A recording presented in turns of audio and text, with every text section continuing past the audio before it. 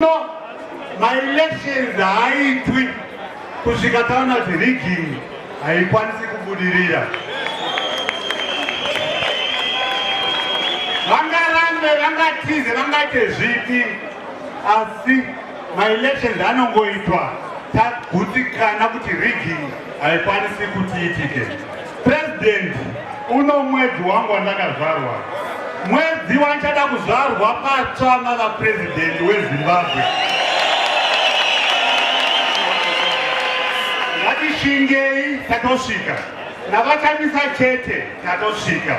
Ukavhotereza chaiona namo yacho zvinhu zvaoma.